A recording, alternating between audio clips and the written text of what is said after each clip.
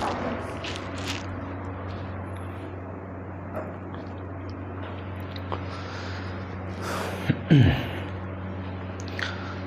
Students, आज अपन lecture series का second lecture continue करेंगे यहाँ पर।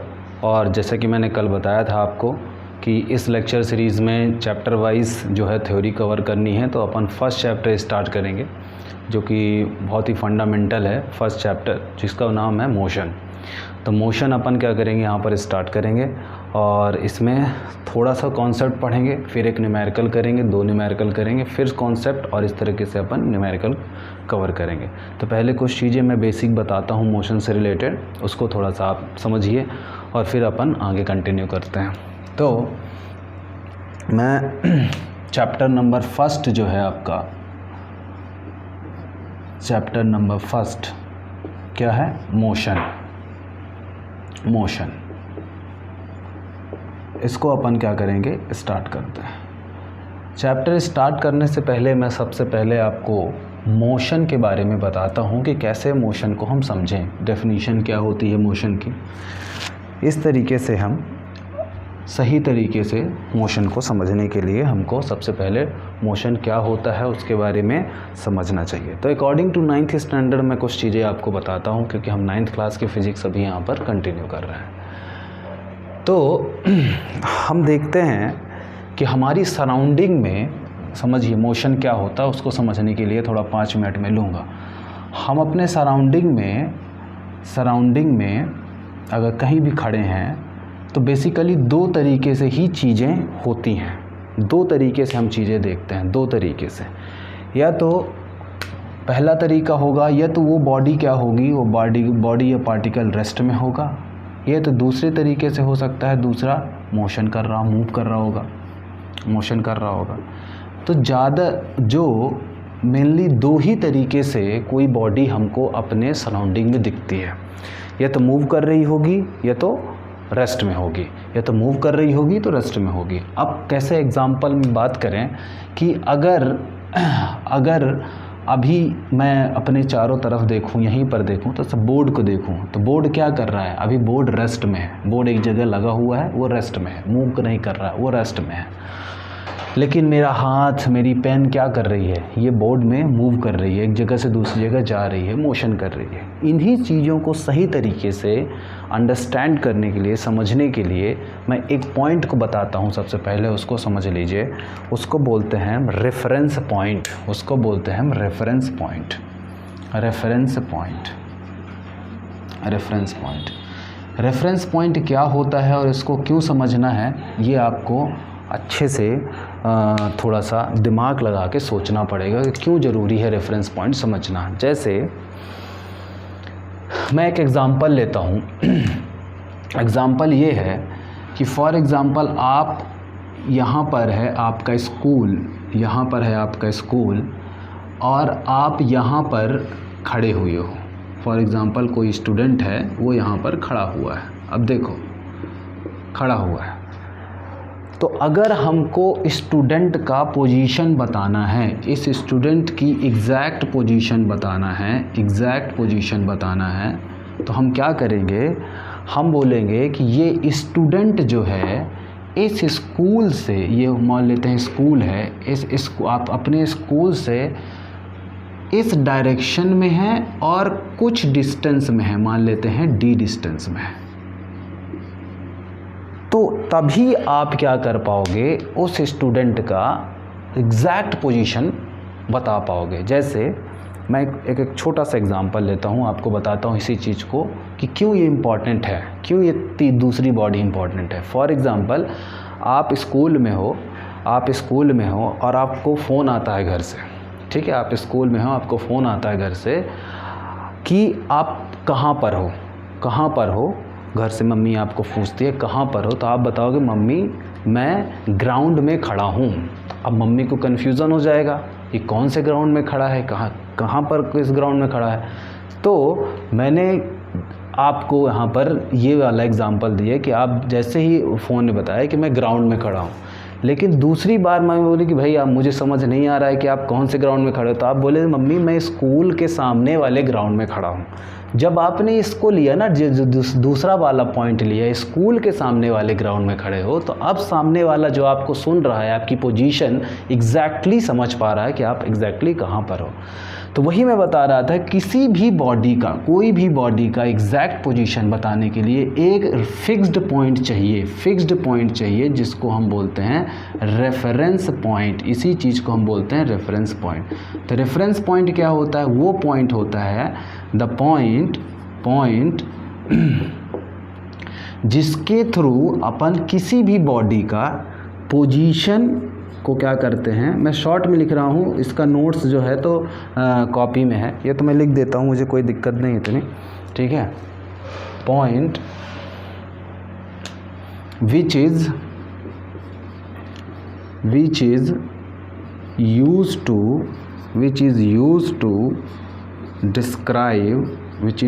टू डिस्क्राइब द पोजीशन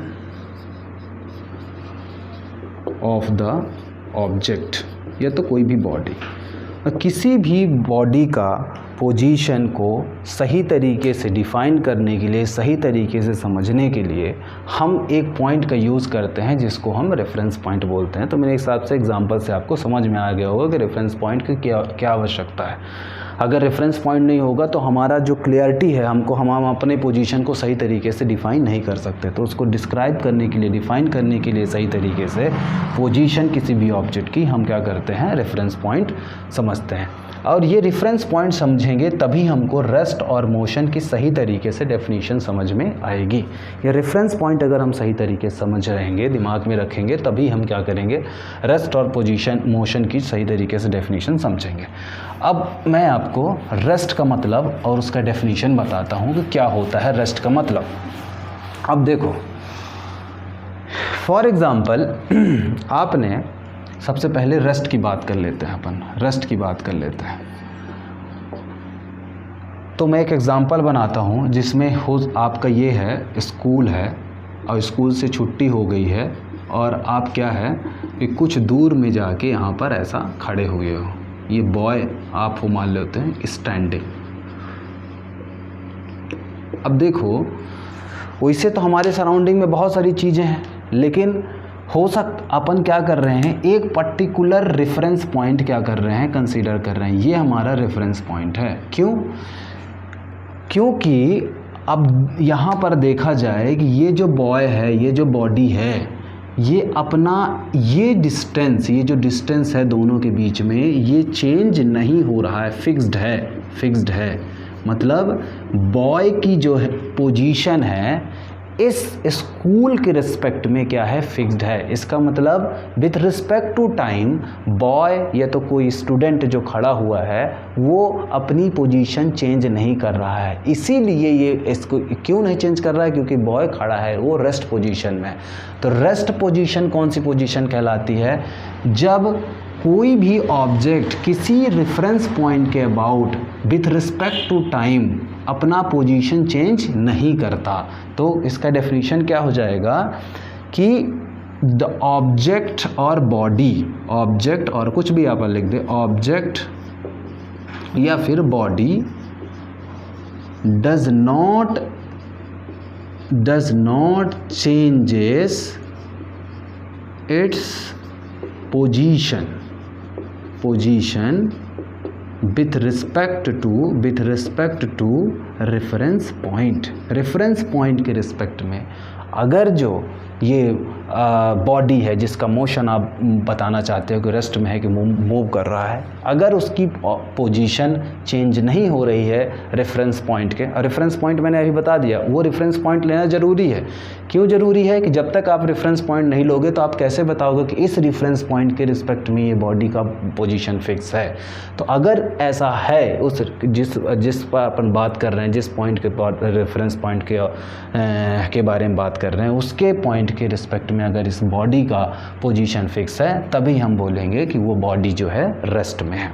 अच्छा, अभी ये बच्चा खड़ा था।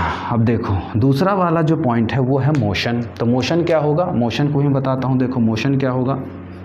मोशन का मतलब ये हुआ कि अब बहुत देर से ये लड़का खड़ा है, अब यही स्कूल है, यहाँ पर ये स्कूल है, और अब लड़का जो है खड़ा था, बहुत देर से अपने दोस्त का इंतज़ार कर रहा था, लेकिन अब लड़का ये क्या कर दिया, मूव करना चालू कर दिया।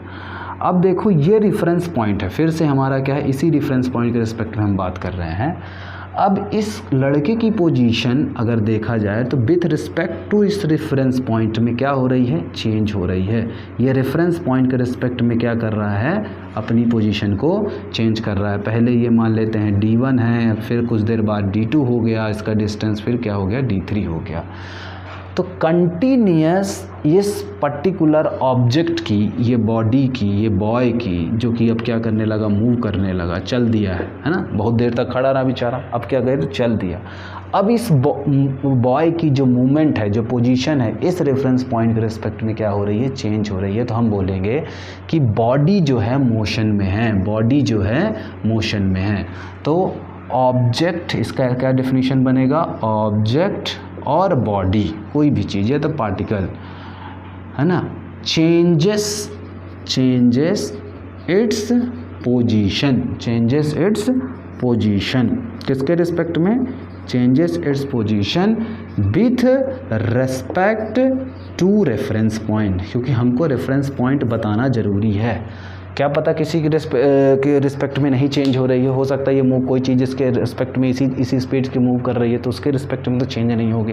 तो कहने का मतलब है एक रेफरेंस पॉइंट अपन फिक्स करते हैं, उसी रेफरेंस पॉइंट के रिस्पेक्ट में हम किसी भी बॉडी को बता सकते हैं कि रेस्ट में है कि मोशन में। कैसे बता सकते हैं, अगर जो पोजीशन चेंज होगी तो हम बोल देंगे कि वो मोशन में है इस रेफरेंस पॉइंट के रिस्पेक्ट में, अगर पोजीशन फिक्स रहेगी तो हम बोल देंगे कि वो क्या है, रेस्ट में है। तो ये दोनों चीज़ें हो गई, इसको आप स्क्रीनशॉट ले सकते हैं, ठीक है।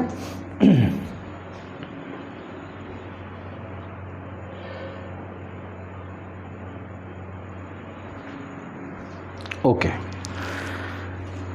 अब आगे बात करते हैं, क्योंकि हमने मोशन और रेस्ट और मोशन को सही तरीके से डिफाइन कर लिया। ध्यान रखिएगा, अगर पोजीशन चेंज हो रही है तभी हम उसको बोलेंगे कि बॉडी मूव करेगी, बॉडी मोशन में है, ठीक है। बहुत सिंपल है। अब जो तीसरी आगे जो चीज़ है, इसमें तीसरी चीज़ है वो टाइप्स ऑफ मोशन है, क्योंकि हम मोशन पढ़ रहे हैं। अब टाइप्स ऑफ मोशन की बात करेंगे। टाइप्स ऑफ मोशन में देखा जाए, टाइप्स ऑफ मोशन में तो कितने टाइप से मोशन हमको 9th स्टैंडर्ड के हिसाब से जानने चाहिए, और कितने मोशन को हमको समझना चाहिए। तो मैं आपको बताता हूँ टाइप्स ऑफ मोशन में देखो कैसे कैसे होते हैं। टाइप्स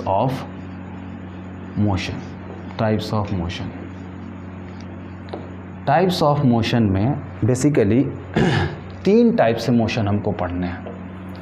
सबसे पहला है लीनियर मोशन, बात समझिए, लीनियर मोशन। वैसे तो बहुत सारे टाइप के होते हैं, बट अभी हम लोग 3 टाइप से, और उसमें कुछ अलग क्लासिफिकेशन है इनके अंदर, उसको अपन कवर करेंगे। सबसे पहला है लीनियर मोशन। बहुत सिंपल है। लीनियर मोशन का मतलब ये हो गया, अगर कोई बॉडी स्ट्रेट लाइन में, पूरी की पूरी बॉडी स्ट्रेट लाइन में या कर्व पाथ में मूव कर रही है, तो हम बोलेंगे कि उस बॉडी का जो मोशन है वो लीनियर मोशन है। मतलब जैसे ट्रेन है, ट्रेन ट्रैक पर चलती है, तो ट्रेन कैसे चल रही है, लीनियरली चल रही है। अब अपन देखते हैं कि ट्रैक कहीं कहीं टर्न भी करता है, तो वहाँ पर भी वो जो मोशन है वो लीनियर मोशन ही है, तो जब टर्न कर जाएगा तो ये दो तरीके से होते हैं लीनियर मोशन को इसीलिए 2 तरीके से बोला गया कि सबसे पहले तो इसका लीनियर मोशन का अगर डिफाइन करना है तो क्या लिखेंगे कि मोशन ऑफ ऑब्जेक्ट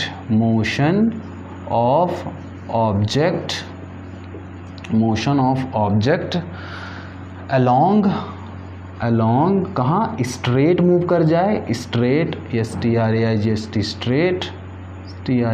स्ट्रेट और सर्कुलर होना चाहिए।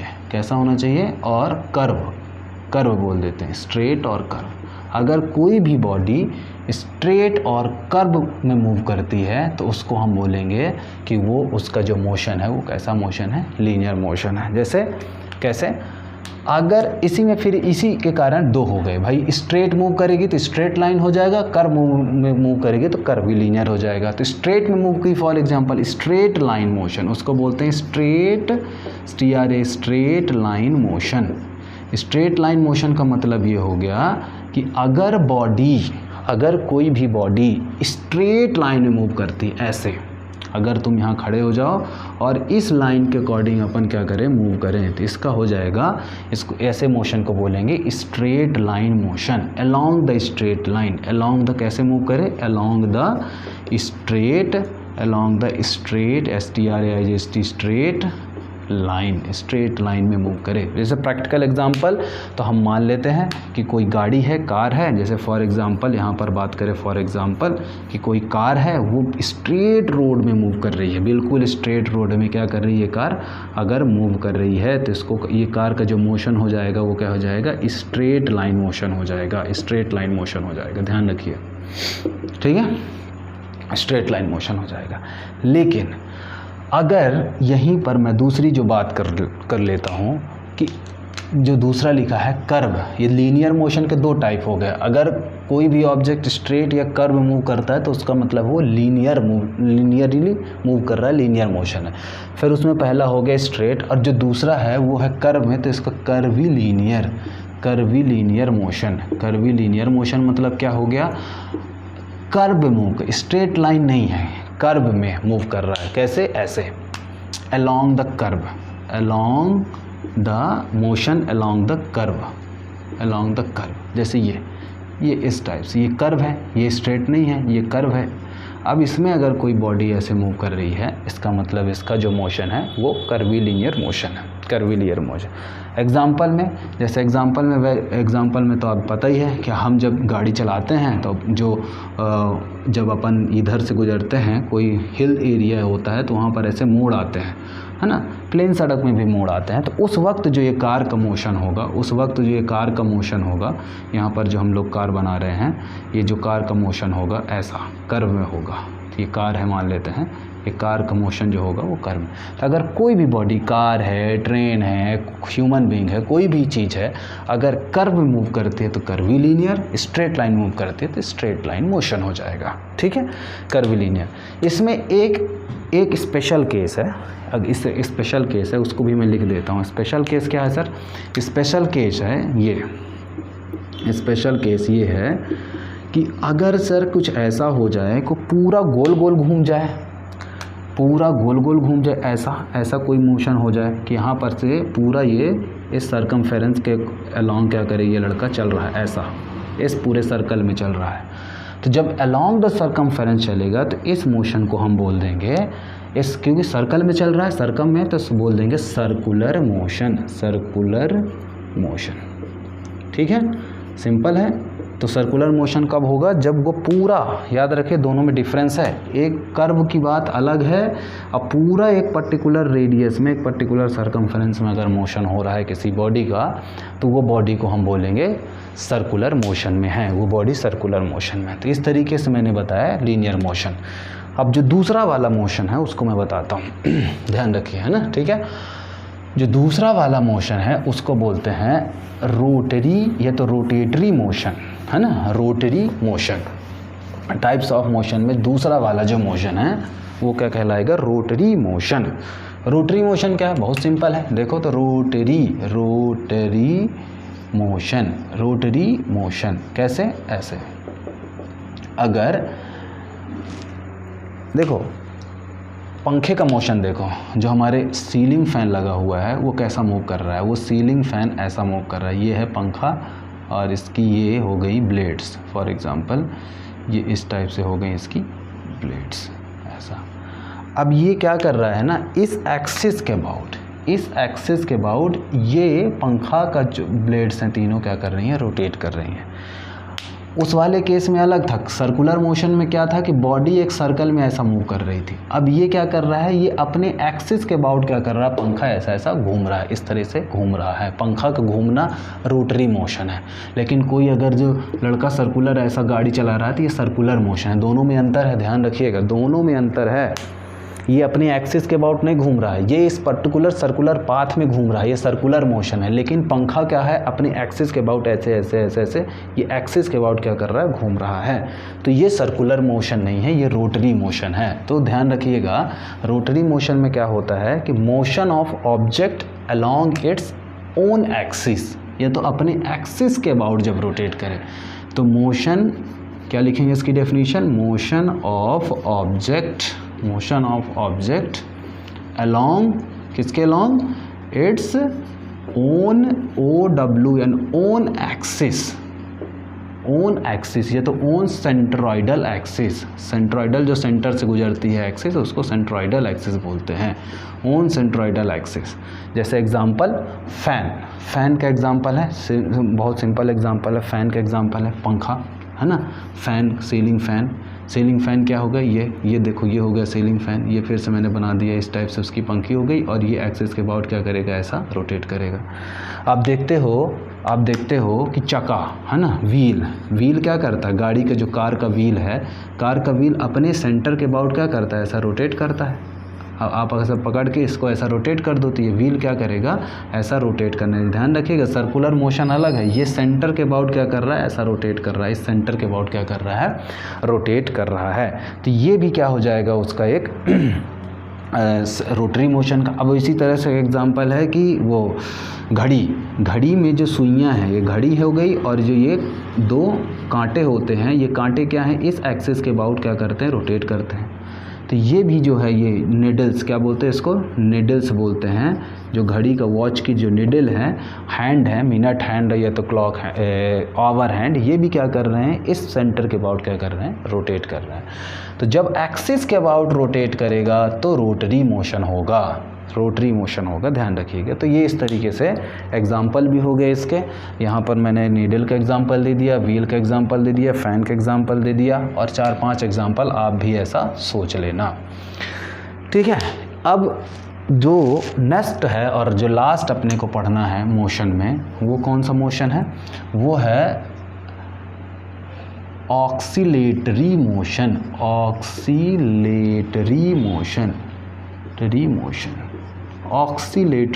क्या होता है, ऑक्सीलेटरी मोशन क्या होता है, जैसे देखो मैं बताता हूँ।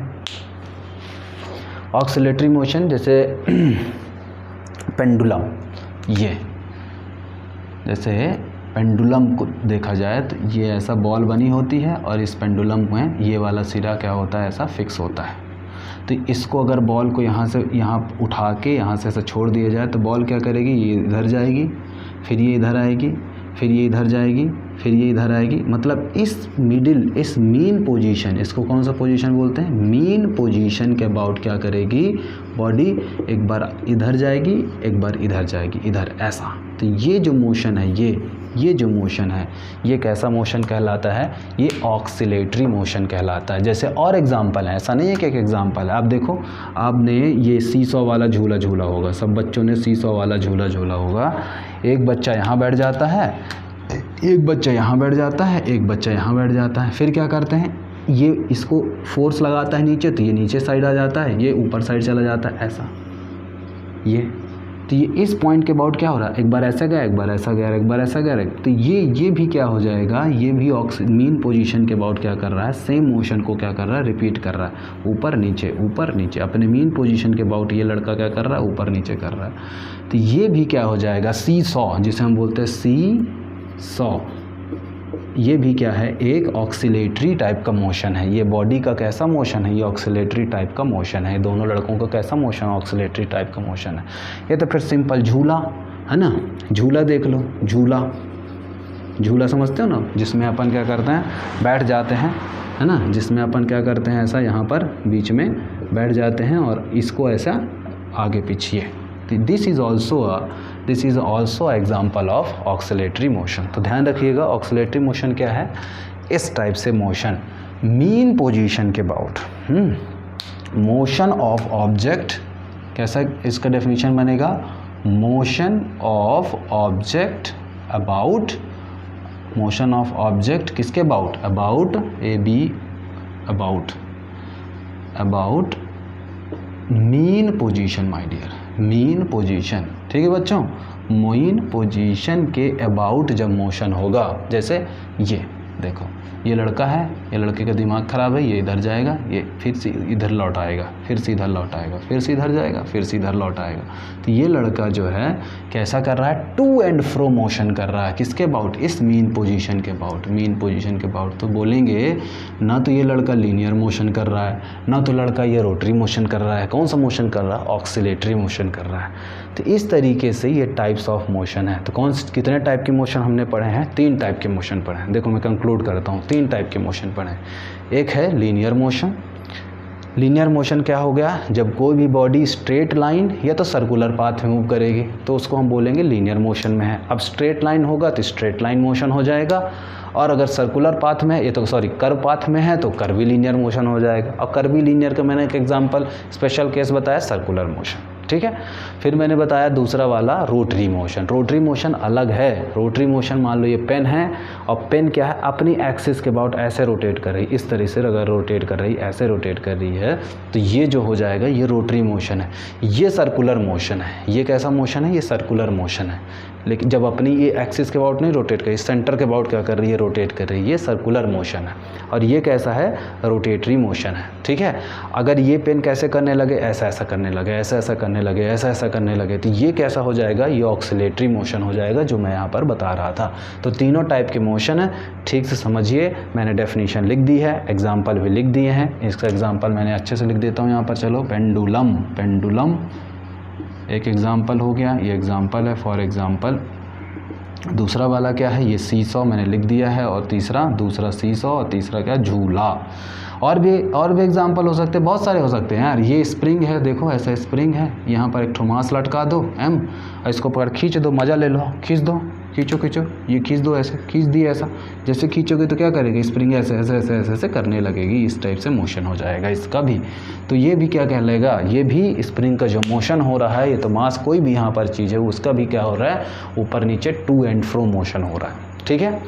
तो आज अभी इतना रखते हैं, नेक्स्ट लेक्चर में अपन कंटिन्यू करेंगे फिजिकल क्वांटिटीज़ से। Okay, thank you.